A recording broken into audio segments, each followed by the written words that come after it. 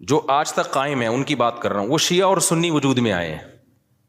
شیعہ حضرات کا جو بیسک دعویٰ ہے پنج تن پاک، اہل بیت کو اور حضرت علی کو، دیگر اصحاب رسول پہ فضیلت دینا، ان کے اپنے اصول ہیں، وہ ان اصولوں پر عمل پیرا ہیں. وہ دو نمازیں ہمیشہ اکٹھی پڑھتے ہیں، وہ 3 طلاق کو ایک بھی نہیں مانتے، کچھ ایک مانتے ہیں کچھ ایک بھی نہیں مانتے. حضرت عمر رضی اللہ تعالیٰ عنہ کے فیصلوں کو بالکل لفٹ نہیں کراتے، تبھی وہ متع کو بھی جائز سمجھتے ہیں. ان میں بڑے فرق تھے ان کے اندر اور سنیوں کے اندر. ان کا عقیدہ بھائی 11 امام ہے، 12 امام ہے، وہ امام کو بھی بہت زیادہ امام کو درجہ دیتے ہیں وہ. تو جو یہ عقیدوں کے حامل نہیں تھے، جن کا یہ عقیدہ تھا نہیں بھائی قرآن حدیث اور صحابہ خلفائے راشدین کو بھی ویلیو دینی ہے، تمام صحابہ کو ماننا ہے، ہر نماز اپنے ٹائم پہ پڑھنی ہے. سفر میں تو اختلاف ہے اہل سنت والجماعت میں آپس میں، لیکن جب حضر میں ہوں گے تو ہر نماز اپنے ٹائم پہ ہوگی. متع حلال نہیں ہے، 3 طلاقیں 3 ہوتی ہیں. تو جن کا یہ کانسیپٹ تھا ان کو کیا کہا جانے لگا؟ اہل سنت والجماعت. حالانکہ آپ کہتے نہیں ہم فرقوں میں نہیں پڑھیں گے، یہ مسلم ہیں، اس کا مطلب آپ نے ان کو کیا مان لیا؟ غیر مسلم. اگلا قبول کر لیتا اس نعرے کو؟ وہ کہتا ہے بھائی ہم وہ تو کہہ رہے ہیں ہم تو مسلم ہیں. وہ تھوڑی آپ اس کو 100 دفعہ غیر مسلم کہیں، اگلا ایکسیپٹ کرنے کے لیے تیار نہیں ہے. تو علماء نے کیا کیا بھائی ٹینشن سے بچنے کے لیے کہ بھائی 2 مکاتب فکر ہیں، ایک کو اہل سنت والجماعت کہا جاتا ہے اور ایک کو شیعہ کہا جاتا ہے. پھر اہل سنت والجماعت کو شارٹ فارم میں سنی کہا جانے لگا. میں نے کہا نا زبان جو ہے وہ پرواہ نہیں کرتی ہے، زبان آٹومیٹیکلی وجود میں آتی ہے. لوگ جس چیز میں آسانی دیکھتے ہیں اس کو خود وضع کرتے ہیں.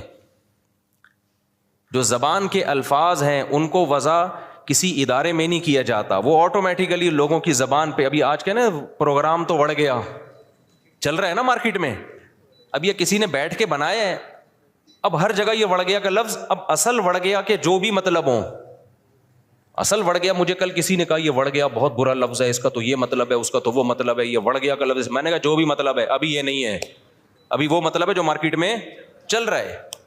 وڑ گیا کا مطلب بیڑا غرق ہو گیا پروگرام کا. اچھا چھالیاں بھی آ گئیں، میم سے بہت آ رہی ہیں، پروگرام تو وڑ گیا.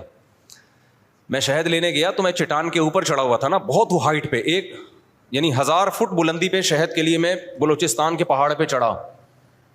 شہد کا چھتا میں نے کہا اپنے ہاتھوں سے کاٹوں گا میں، شوق ہے ہمیں اس طرح کی حرکتوں کا.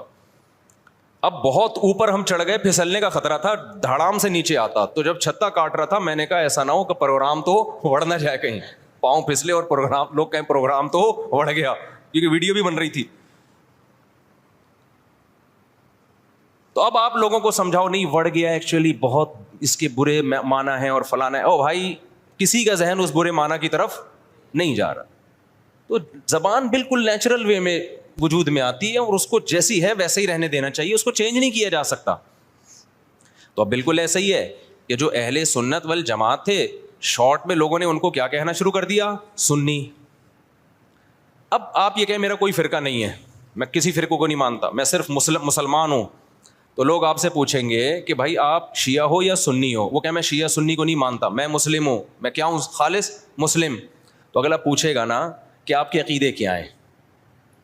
آپ حضرت علی کو دیگر صحابہ پہ فضیلت دیتے ہو، آپ متع کو جائز سمجھتے ہو؟ وہ کہ نہیں. اسے کہا جائے آپ ہر وقت 2 نمازیں اکٹھے کرنے کے قائل ہو، ظہر ہمیشہ جیسے شیعہ لوگ پڑھتے ہیں؟ وہ کہے گا نہیں. تو اسی کو تو سنی کہا جاتا ہے جو یہ کام نہیں کرتے. آپ سب صحابہ کو مانتے ہو؟ ہاں جی مانتا ہوں. تو یہی تو سنی ہے، انہی کو تو سنی کہتے ہیں. کہ نہیں میں سنی نہیں، میں مسلم ہوں. تو بھائی جو عقیدے آپ کے ہیں ان شارٹ اس کو سنی کہا جاتا ہے. اس میں کیا تکلف ہے منہ سے پھوٹ دو کہ میں سنی ہوں؟ مان رہے ہو انہی عقیدوں کو، تو اسی کے تو لوگوں نے آسانی کے لیے ان شارٹ کیا کہنا شروع کر دیا؟ سنی کہنا شروع کر دیا. اب آپ اس لیے نہیں کہہ رہے اپنے آپ کو سنی کہ میں فرقے کی چھاپ نہیں لگانا چاہتا. بھائی چھاپ لگانا چاہو یا نہیں چاہو، پبلک جو ان عقیدوں کا حامل ہوتا ہے پبلک اس کو سنی ہی سمجھتی ہے. تو آپ بول دو میں سنی ہوں، کچھ نہیں ہوتا، اس سے کوئی قیامت نہیں آ جائے گی.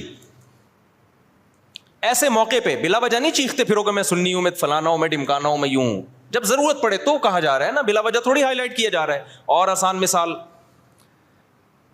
بر صغیر میں جب احمد رضا خان بریلوی آئے اور انہوں نے وہ بہت زیادہ اس کا پرچار کیا، خاص جو ان کے مخصوص عقائد تھے وہ صحیح تھے غلط تھے، اس پہ بحث میں تو میں جا ہی نہیں رہا. اس کے بعد ایک خاص مکتبہ فکر وجود میں آیا کہ بھائی ربیع الاول کو عید کا دن کہنا ہے اور تیجا کرنا ہے، 40واں کرنا ہے، جو بھی کر رہے ہیں وہ ایکٹیویٹیز.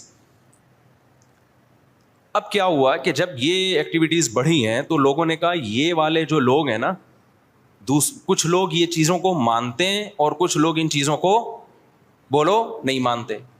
تو لوگوں نے جو نہیں مانتے تھے ان کو دیوبندی کہنا شروع کر دیا، جیسے ہم لوگ نہیں مانتے، ہمارے اکابر بھی نہیں مانتے تھے. تو لوگوں نے کہا کہ یار یہ جو مکتبہ فکر ہے نا، ان کا تعلق زیادہ تانے بانے ان کے دیوبند مدرسے سے جا کے ملتے ہیں. تو چاہے اب تانے بانے دیوبند سے ملیں یا نہ ملیں، بر صغیر میں صرف دیوبند کا مدرسہ تھوڑی تھا، لاکھوں ہزاروں مدرسے تھے. چاہے جس مدرسے سے بھی فارغ ہو، چاہے وہ دیوبند کا نہ بھی ہو، پبلک نے اس کو کیا کہنا ہے؟ دیوبندی. کیونکہ پبلک آسانی دیکھ رہی ہے نا، آسانی دیکھ رہی ہے، اس کی ڈیپ میں نہیں جاتی، زبان میں نہیں اتنی ڈیپ میں جایا جاتا. لوگ کہتے ہیں یار ان شارٹ بتاؤ کیا ہو تم. اور جو لوگ یہ کام کر رہے تھے ان کو پبلک نے کیا کہنا شروع کر دیا؟ بھائی بریلوی کہنا شروع کر دیا. اب آپ کے ہاں کوئی بندہ رشتہ لے کر آیا اپنی بیٹی، آپ کی بیٹی کے لیے، بیٹھا ہوا ہے سامنے، چائے رکھ دیا آپ نے، ڈبو کے بھی نہیں کھا رہا، اس کو پتہ ہے رشتہ ٹوٹنے کا خطرہ ہوتا ہے، ایٹیٹیوڈ کے خلاف ہے یہ ڈبو کے کھانا نا، تمیز سے بیٹھا ہوا ہے. آپ لوگ کیا تھے کہ آپ تیجا بھی کرتے ہیں، 40واں بھی کرتے ہیں، عرس بھی مناتے ہیں، قوالیوں میں بھی جاتے ہیں. آپ کا ایک یہ سوچ ہے آپ کو رشتہ اسی قسم کا چاہیے. میں سمجھا پا رہا ہوں؟ ادھر توجہ میری طرف. آپ کو رشتہ چاہیے اسی مزاج کا. تو آپ لڑکے سے ان شارٹ کیا پوچھو گے کہ آپ مسلم ہو یا غیر مسلم؟ یہ پوچھو گے؟ اگر آپ نے پوچھ لیا کہ بیٹا آپ ہمارا کوئی فرقہ نہیں ہے، ہم دیکھنا چاہتے ہیں آپ کی سوچ کیا ہے، ہم صرف مسلم ہیں، تو بیٹا آپ مسلم ہو یا غیر مسلم؟ وہ کیا کہے گا؟ میں کوئی ہندو عیسائی چمار لگ رہا ہوں آپ کو؟ وہ شرم نہیں آتی آپ کس طرح کے سوال پوچھ رہے ہیں مجھ سے؟ بولو نا کیا ہو گیا؟ یہی کہے گا نا وہ جواب میں کہیں دیکھو بیٹا ہم فرقوں کو تو مانتے نہیں، ہم تو یہ مانتے نہیں دیوبندی، بریلوی، اہل حدیث اور شیعہ سنی. بیٹا یہ سب چیزیں یہ تو منجن ہے، منجن. یہ کیا ہے؟ یہ فرقوں کے منجن ہیں. بیٹا ہم سمپل مسلمان ہیں، آپ بتاؤ کیا ہو، آپ مسلمان ہو یا نہیں؟ اگلا کہے گا انکل ختنے دکھا دوں کیا میں آپ کو؟ میں مسلمان ہوں تو مسلمان گھرانے میں آیا ہوں نا. کس طرح کی باتیں کر رہے ہیں آپ؟ آپ بھی مسلمان ہیں، ہم بھی مسلمان ہیں. تو اب آپ یہ بتائیں کہ مسلمانوں میں آپ کا مکتبہ فکر کیا ہے؟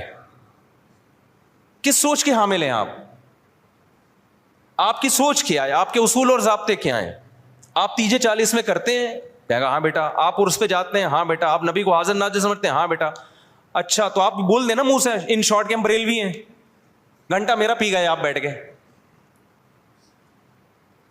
اور لڑکی والے بھی لڑکے سے یہ پوچھیں گے کہ بیٹا ان شارٹ آپ بتاؤ. اچھا لڑکا الٹے سوال پوچھ رہے ہیں، آپ مسلم ہیں؟ میں صرف مسلم ہوں، آپ بتائیں مسلم ہیں؟ وہ دیں گے رشتہ؟ بولے گا پتہ نہیں کس قسم کا آدمی، ہم کہتے ہو ہندو لگ رہے ہیں ہم تجھے شکل سے کیا؟ تو وہ بھی ان شارٹ پوچھیں گے بیٹا آپ دو بڑے مکتبہ فکر بر صغیر میں چل رہے ہیں، کچھ تیجے 40 کو مانتے ہیں، کچھ تیجے 40 کو نہیں مانتے. تو جو نہیں مانتے ان کو دیوبندی کہا جاتا ہے. لوگوں نے اپنی آسانی کے لیے نام دیا اور سوسائٹی نے اس کو ایکسیپٹ کر لیا اس نام کو، اور جو کرتے ہیں ان کو بریلوی کہا جاتا ہے.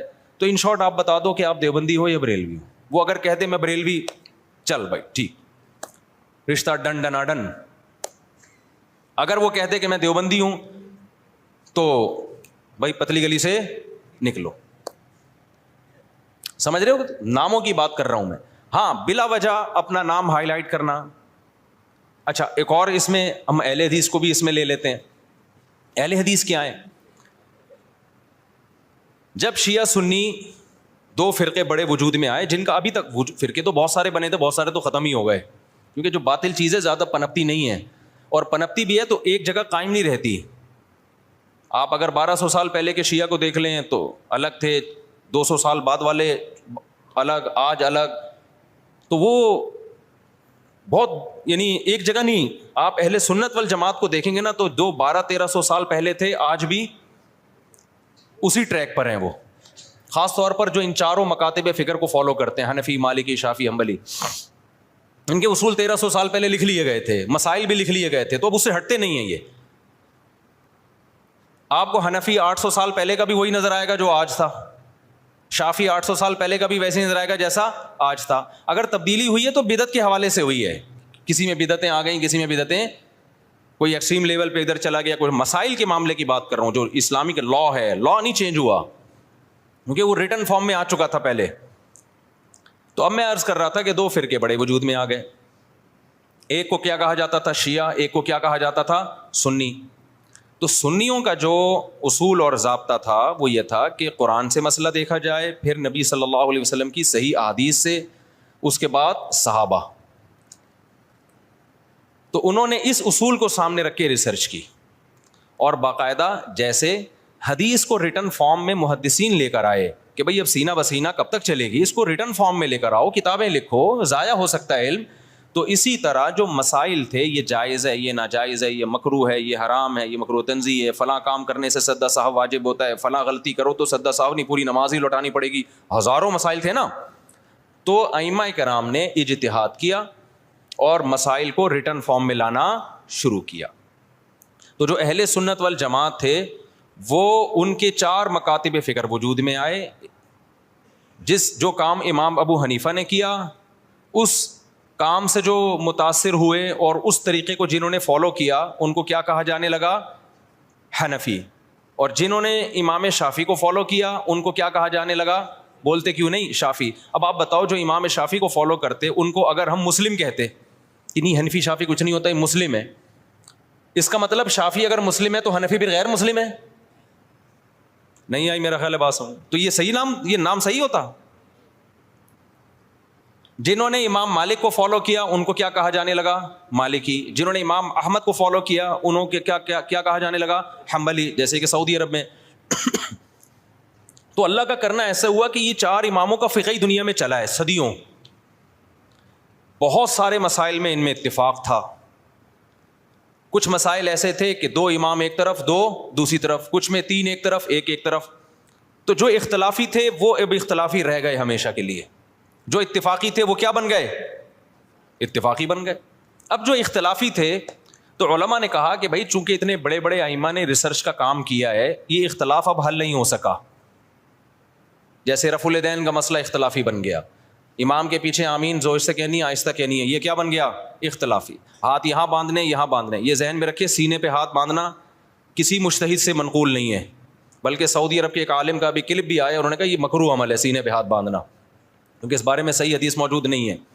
تو اگر میں کہتا نا ہندوستان کے کسی عالم کا, تو پھر لوگ کہتے ہیں نہیں نہیں یہ تو مانتے ہی نہیں حدیثوں کو, حالانکہ غلط بات ہے, کیوں نہیں مانتے بھائی.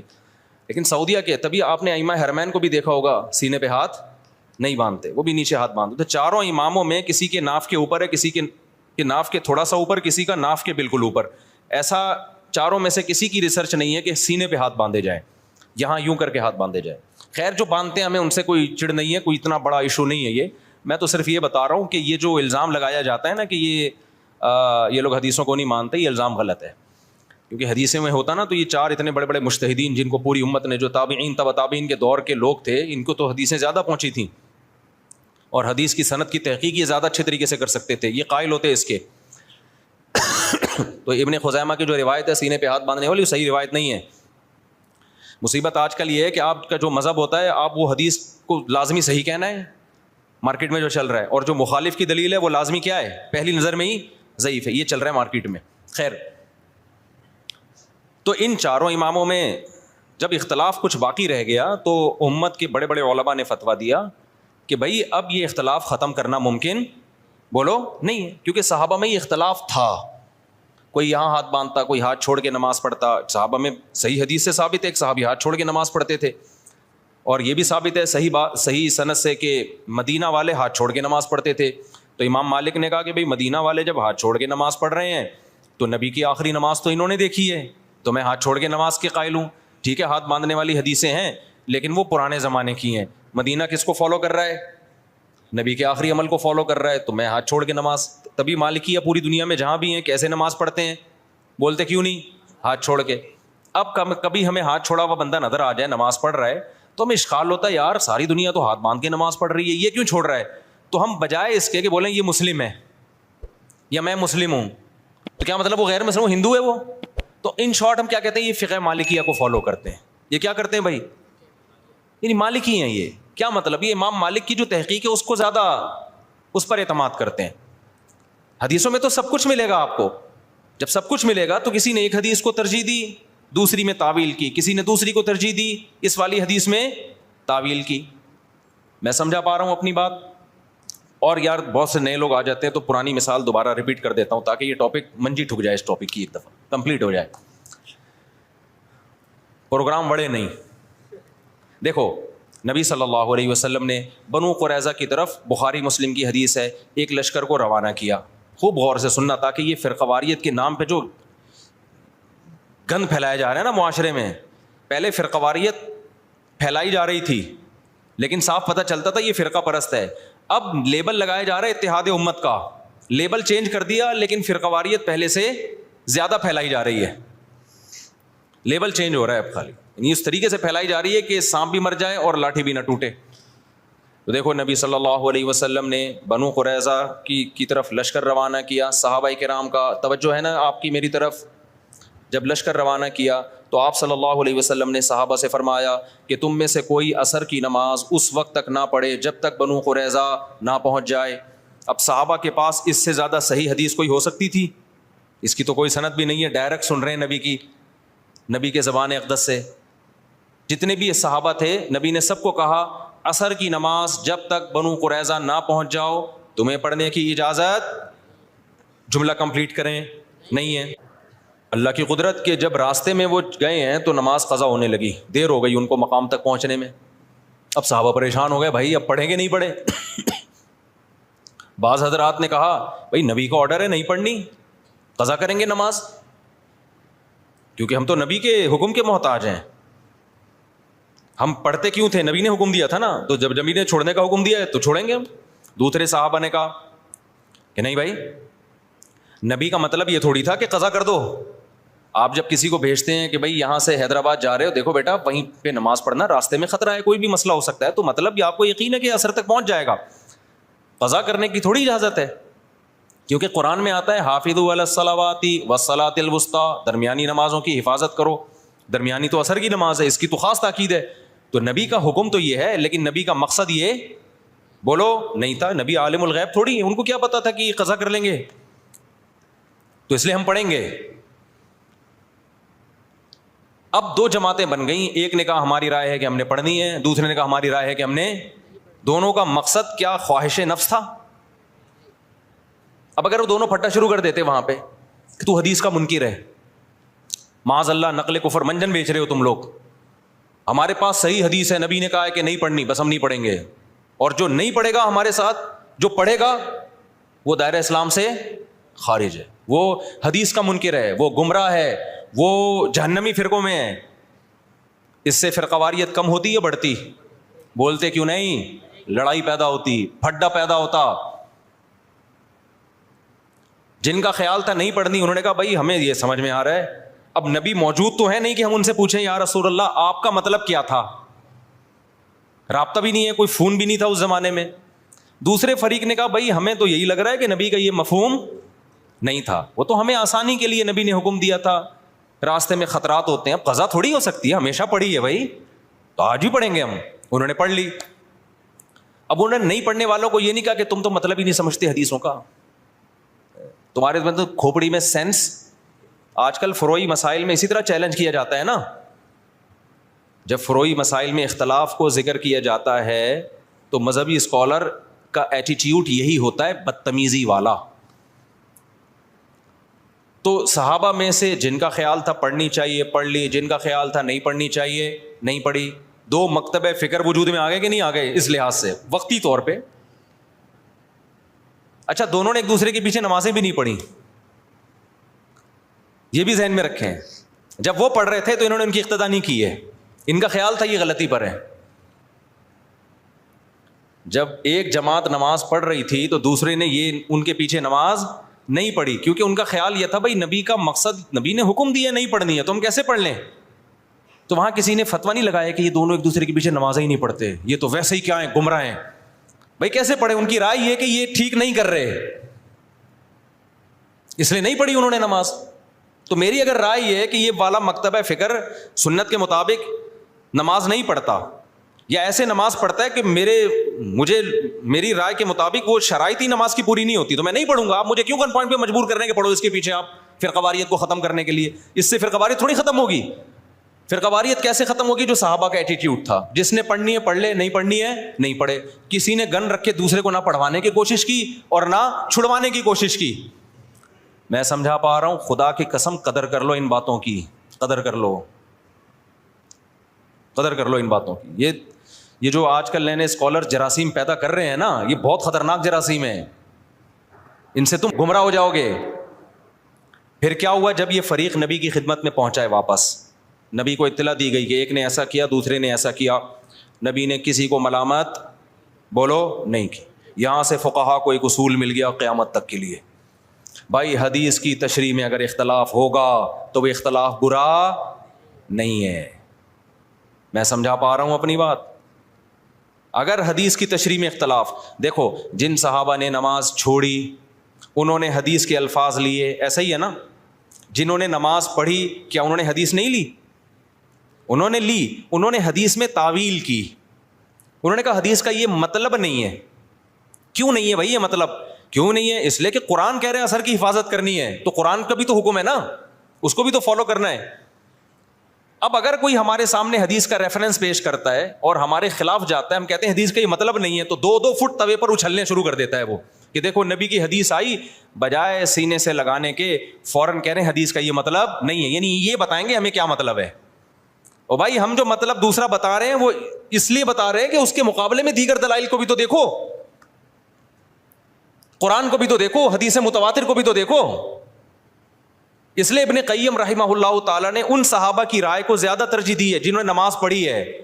انہوں نے کہا انہوں نے کیا کیا ہے کہ حدیث کا ایسا مفہوم بیان کیا کہ وہ حدیث دیگر حدیثوں سے اور قرآن کی آیتوں سے میچ کر گئی ہے. وہ زیادہ ان کا مذہب ثواب سے سواد والا ثواب یعنی درستگی کے زیادہ قریب تھا.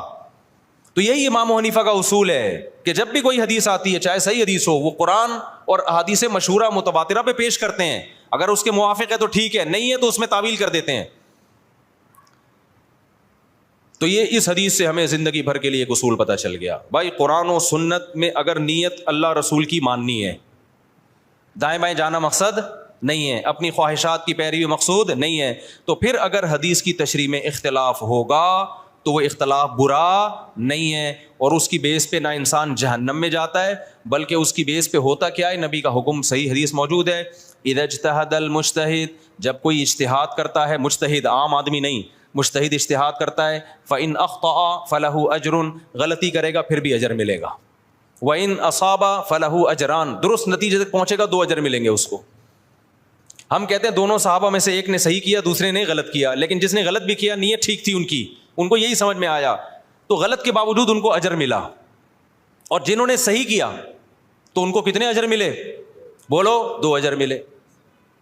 لیکن اتنی بات ثابت ہو گئی کہ نہ انہوں نے ان پہ طعنہ تشنیع طنز کیا, نہ انہوں نے ان پہ طنز کیا. اب ہوا یہ کہ چاروں اماموں نے جب اجتہاد کیا تو اس کے نتیجے میں بھی یہی ہوا ہے کہ بہت سے مسائل میں آپس میں کیا ہو گیا؟ اتفاق. مثال کے طور پر اس مسئلے میں اتفاق ہو گیا کہ حالت اقامت میں حضر میں 5 نمازیں اپنے ٹائم پہ پڑھی جائیں گی, 2 نمازیں اکٹھی نہیں کی جائیں گی. سفر میں 3 امام اس کے قائل ہوئے کہ 2 اکٹھی کی جائیں گی. امام صاحب نے کہا کی جائیں گی, مگر کس طریقے سے؟ قضا کر کے نہیں, بلکہ ظہر کو آپ عصر کے قریب لے کے جائیں گے, پھر پڑھیں گے, پھر عصر کو مقدم کریں گے. انہوں نے حدیثوں میں یہ مفہوم کیوں بیان کیا؟ وہی اصول تھا ان کا, بھائی پہلے کس پہ پیش کرو؟ قرآن پہ. تو قرآن تو ہر نماز سفر ہو یا حضر اپنے ٹائم پہ پڑھنے کا حکم دے رہا ہے آپ کو. تو انہوں نے کہا اس طریقے سے جمع کی جائیں گی. اب کیا ہوا؟ اسی طرح صدقہ فطر میں اختلاف ہوا. امام ابو حنیفہ نے کہا حدیث میں آتا ہے کہ آٹا دے دو کسی غریب کو, تو اگر کوئی پیسے دے دے تو بھی ٹھیک ہے, مقصد تو پورا ہو گیا. تینوں اماموں نے کہا نہیں بھائی مقصد نہیں, حدیث میں جب آٹا ہے تو ہم کیا دیں گے؟ آٹا ہی دیں گے. لہذا آپ نے سعودی عرب میں دیکھا ہوگا جب وہ عید کے دن فطرانہ دیتے ہیں تو آٹے کی تھیلیاں لے کر آتے ہیں عیدگاہ میں. دیکھا ہوگا نا جو لوگ سعودی عرب میں رہے ہیں. ہمارے یہاں ڈائریکٹ پیسے جمع کرا دیتے ہیں. ایسا ہی ہے کہ نہیں ہے؟ اب کیا ہوا؟ امام شافعی کی رائے ہوئی کہ بھئی ہاتھ یہاں باندھے جائیں, امام حنیفہ کی رائے ہوئی ہاتھ یہاں باندھے جائیں, امام مالک کی رائے ہوئی کہ ہاتھ چھوڑ دیے جائیں.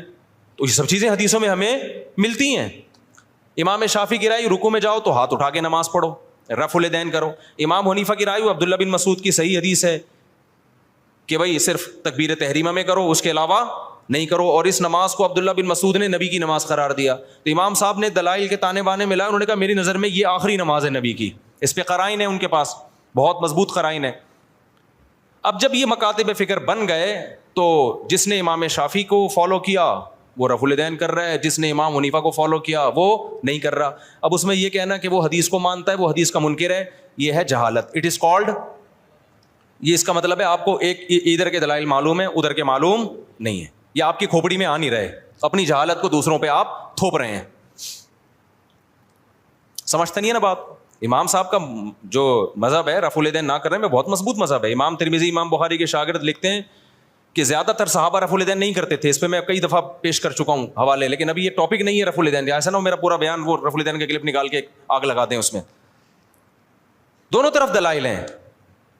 تو امت نے کیا کیا, انہوں نے کہا یہ کام اب ہو چکا ہے, فقہ مرتب ہو گیا, اب جو جس کو فالو کرے. زیادہ تر ہوا یہ کہ جو مکاتب فکر کے لوگ جس علاقے میں اسلام لے کر گئے تو غیر مسلم آٹومیٹیکلی اسی فقہ میں داخل ہو گئے. اب چونکہ ہندوستان میں جو اسلام آیا تو کوفہ اور بصرہ سے آیا ہے. کوفہ بصرہ میں عبداللہ بن مسعود اور علی کے شاگرد رضی اللہ ان کے زیادہ شاگرد تھے, وہ اسلامی خلافت کا ذریعہ تھا. تو وہاں سے اسلام دنیا بھر میں پھیلا, پورا ہندوستان. تو وہ نمازیں بھی وہی والی آ گئیں ساری, بغیر رفع الیدین والی. تراویحاں 20 رکعتیں آ گئیں, سمجھ رہے ہو. ازبکستان میں بھی وہی, ایران میں بھی, افغانستان میں بھی, بنگلہ دیش میں بھی. تو میجورٹی جو تھی وہ وداؤٹ رفع الیدین نماز پڑھنے لگی. اور کیونکہ یہ امام حنیفہ کی رائے تھی تو اس مکتبہ فکر کو کیا کہا جانے لگا, بولو حنفی. اب اگر اس کو ہم مسلم کہتے, اس کا مطلب جو رفع الیدین کرنے والے ہیں وہ کیا ہیں, غیر مسلم. تو یہ کوئی عقل کی بات ہوتی؟ یہ میں اس لیے کہہ رہا ہوں, لوگ کہتے ہیں نا نہ حنفی نہ شافی, ہم تو صرف مسلم ہیں. ابے تو پاگل ہے, تو پاگل ہے, تو منجن بیچ رہا ہے. بھائی ہم حنفی ہیں, شافعی اور مالکیہ کے مقابلے میں حنفی ہیں. غیر مسلم کے مقابلے میں کوئی حنفی شافعی نہیں ہوتا. اس میں ہم کیا ہیں, اس میں تو مسلم ہیں سارے. تبھی ہم بلا وجہ اپنے آپ کو نہ دیوبندی کہتے ہیں نہ حنفی کہتے ہیں. کبھی دیکھا ہم نے بلا وجہ دیوبندی حنفی خام خواہ کی؟ جب بھی کوئی پوچھے بھائی ہم مسلمان ہیں ماشاء اللہ سب لوگ. جہاں ضرورت پڑتی ہے, جیسے رشتہ لینے کے لیے گئے تو اگلا پوچھے گا تو دیوبندی ہے بریلوی؟ آپ نے کہا میں مسلم ہوں, علمی کتابی ہوں. تو وہ کہے گا تو کیا ہے بھائی, تو تیجا کرتا ہے کہ نہیں کرتا؟ وہ کہے میں نہیں کرتا. تو بولنا دیوبندی ہوں, پھوٹتا کیوں نہیں منہ سے؟ یا تو دیوبندی ہے یا اہل حدیث ہے, یہ دونوں نہیں کرتے. کیا خیال ہے بھائی؟ یا تو دیوبندی ہے یا کیا ہے, اہل حدیث ہے. کہ نہیں میں کچھ بھی نہیں ہوں. تو کیوں ٹائم ویسٹ کر رہا ہے بھائی تو؟ آپ اس سے پوچھ رہے ہیں لڑکی والوں سے آپ کیا ہیں, وہ کہیں میں ہم مسلم ہیں. او بھائی مسلمان کیا میں ہندو لگ رہا ہوں آپ کو شکل سے؟ آپ تیجا کرتے ہیں, ہاں جی کرتا ہوں. آپ ربیع الاول کو عید مناتے ہیں, ہاں جی. تو بولو منہ سے. ان شارٹ ایسے لوگوں کو کیا کہا جاتا ہے, بریلوی کہا جاتا ہے. فرقواریت تو جب پھیلتی کہ جب ہم بلا ضرورت ان ناموں کو استعمال کر رہے ہوتے خام خواہ میں. جہاں ضرورت نہیں ہے وہاں بھی اپنے نام کے ساتھ بلا وجہ کا حنفی لگایا ہوا ہے, بلا وجہ کا شافی لگایا ہوا ہے, بلا وجہ کا دیوبندی لگایا ہوا ہے, بلا وجہ کا اہل حدیث لگایا ہوا ہے. یہ تو بلا وجہ کا ہے. پھر ہم کہتے ہیں یار بلا جہاں ضرورت ہوگی وہاں یہ نام استعمال کیا جائے گا, جہاں ضرورت نہیں ہے تو وہاں یہ نام استعمال نہیں کیا جائے. اور جس کا کوئی نام ہی نہیں ہے, کہیں بھی منسوب نہیں ہے, اس کا مطلب وہ بالکل فارغ ہے. اس کا مطلب وہ, کیونکہ جتنے بھی مسلمانوں میں فرقے چلے آ رہے ہیں وہ یا تو یہی ناموں سے ہیں, اور حدیث میں آتا ہے جو اہل حق ہے وہ ہمیشہ رہیں گے. تو آپ جب نئی چیز مارکیٹ میں لا رہے ہو تو آپ کبھی بھی اہل حق میں شامل نہیں ہو سکتے. تو اس لیے جلدی اب ہو گیا تو اب کیا کروں, پھر اس کو جلدی سے نمٹاتا ہوں میں جلدی سے اس ٹاپک کو. تو یہ جو سنیوں کے 4 مکاتب فکر تھے نا, ان میں وہ اختلاف نہیں ہے جو شیعہ اور سنی کا اختلاف ہے, کیونکہ یہ سب قرآن کو مانتے ہیں, حدیث کو مانتے ہیں, ایک دوسرے کا احترام کرتے ہیں, سب بدعت کے خلاف ہیں. تھوڑے ان میں آگے جا کے اختلاف آتے ہیں. تو اس اختلاف کو ختم کرنا اب پاسبل نہیں ہے, کیونکہ اگر پاسبل ہوتا تو اتنے بڑے ائمہ اور ان کے شاگرد ختم کر چکے ہوتے. اب امت نے کیا کیا کہ بھائی اب بجائے اس کے کہ وہی بحثیں دوبارہ ہوں, امت کی صلاحیتیں جہاد کے میدانوں میں اور بے حیائی کے خاتمے اور بدعت کے خاتمے میں خرچوں. امت کے علماء صلحاء نے فتویٰ دیا بھائی اب کیونکہ ہماری نظر میں اہل سنت والجماعت وہ حق پرست فرقہ ہے, وہ اہل حق میں سے ہیں. تو سنی جو ہے ہماری نظر میں, کیونکہ حدیث میں جو علامتیں بیان کی گئی ہیں, ما انا علیہ و اصحابی, جو میرے اور صحابہ کے طریقے پہ چلے گا, تو شیعہ حضرات چونکہ صحابہ کو نہیں مانتے، تو ہماری رائے یہ کہ بھائی ہم نجات یافتہ فرقہ کس کو سمجھتے ہیں؟ سنیوں کو. ہاں ہم لڑائی کے قائل نہیں ہیں کہ شیعوں کو جا جا کے تنگ کرنا شروع کر دیں، کیونکہ آپ کی رائے سے اگر کوئی اختلاف کرتا ہے تو میں نے بتایا 100 دفعہ اختلاف کرے، اس سے پھڈا نہیں ہوتا. پھڈا جب ہوتا ہے جب آپ منہ پہ جا جا کے کسی کو برا بلا کہنا شروع کر دو، یا ہر وقت بیان میں آپ ان کو برا بلا کہہ رہے ہو. اپنی علمی رائے بیان کر دیں، اس کے بعد کیا ہو جائیں آپ خاموش. جس نے آنا ہوگا آ جائے گا، نہیں آنا ہوگا تو چھوڑو، رہنے دو.